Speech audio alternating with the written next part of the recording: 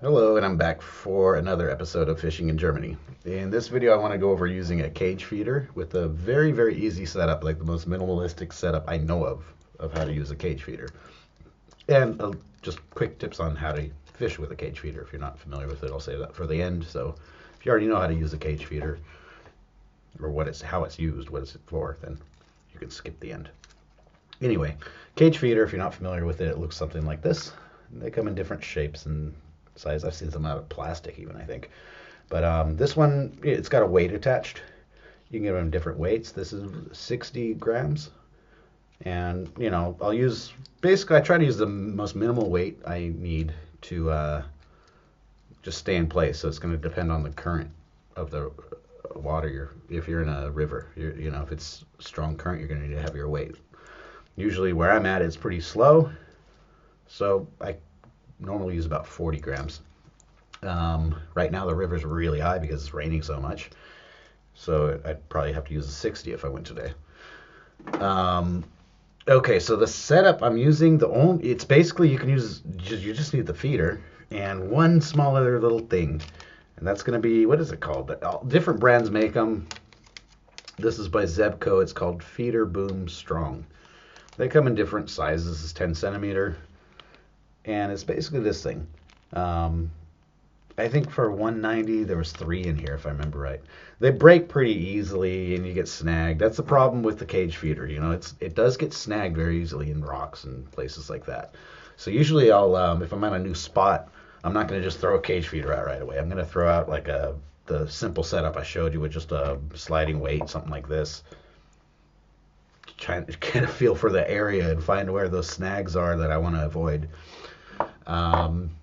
But essentially the cage feeder, you're going to fill it with fish food, and you're going to have your line coming out from it with a hook at the end and your bait.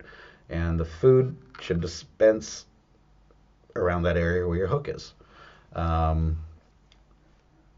If you need to know about food, I did a video already of that I'm uploading now, so that kind of gives you ideas on it. Though there's tons of videos of how to make fish food by people who've been doing it way longer than I have. But that video, it's more distinct on what ingredients you can buy at a local supermarket here in Germany. But yeah, back to the rig. There's several ways to do this, but the cheapest, easiest way, where if I lose the rig, okay, it sucks, but not such a big deal. I'm going to show you right now, and it's super, super simple. Basically, I have one tied up here somewhere. Where did I just put the pole? There it is.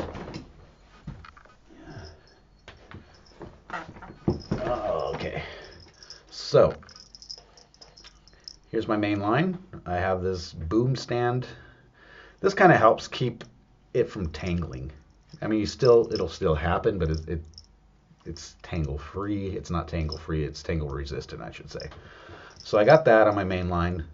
Then I tie it to a leader, and the leader is going to my hook. How long you want the hook distance? It's one of those things you should experiment with. This one's pretty long. I've heard carp get kind of scared from seeing this kind of stuff, so I made a longer one. And if nothing's happening or it's slow, I'll try shorter ones. Whether I use just a simple hook with, I'll usually use a lot of times corn at the end. That works really good and it's cheap. It stays on the hook pretty well. I don't have so much of a problem with nuisance fish stealing my bait. Night crawler, maggots, grubs. Or pop-up bullies with a hair rig. That works amazing. But yeah, pack it full of food, and yeah, that's the whole rig. Just some kind of slider. You can also do what's called a helicopter rig. I'll go into that later, but you need stoppers then. So this is like the most minimal way. There's other ways I'm sure you can manage to attach your feeder cage to the line so it's sliding, but this way kind of prevents as many tangles, and it's still quite cheap, but effective.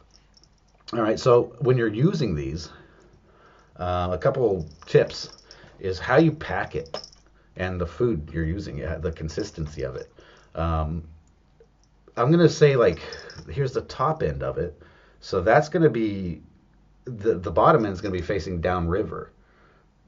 And if I'm casting that direction, So in that case, I'll pack the top more, and the bottom I won't pack really hard. I'll do a bit looser, so it can kind of slow release but constant release.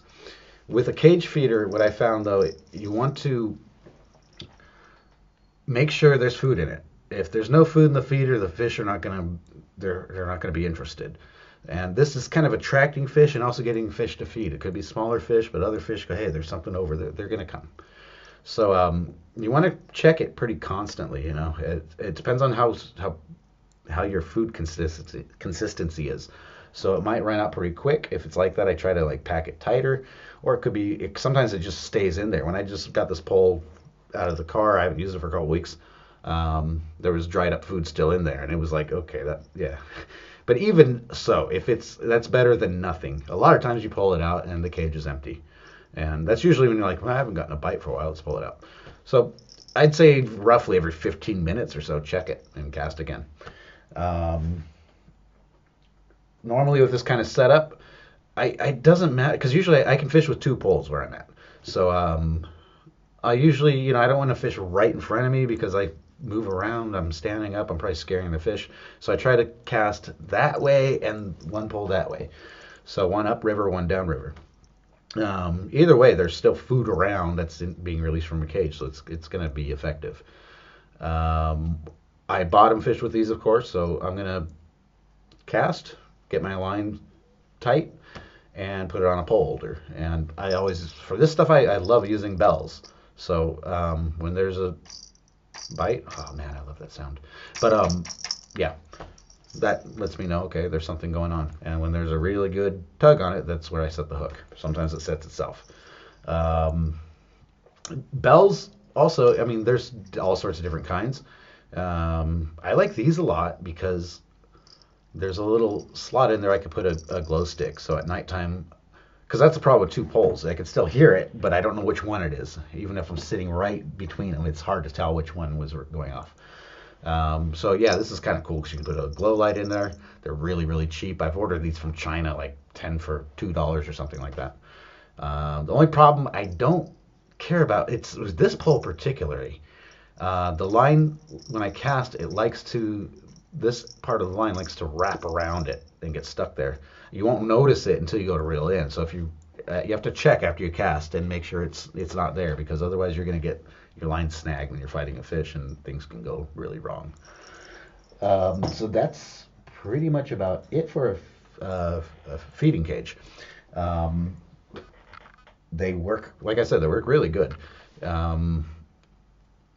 For the food, I already did a video on that, and you can look up different types of food. Sometimes it's worth it just to buy the pre-made food that you mix, that's already mixed, and you just add some water or whatever. So you get that perfect consistency, so it's not going out too fast, not going out too slow. And that's it for this one. And the next video, I want to go over using what we call a method feeder. One of these guys. And it's much similar concept. Different design. So that's my next video.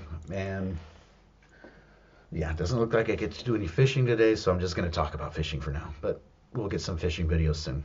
Thanks for watching. Please feel free to subscribe and support me as a new channel. See you next time.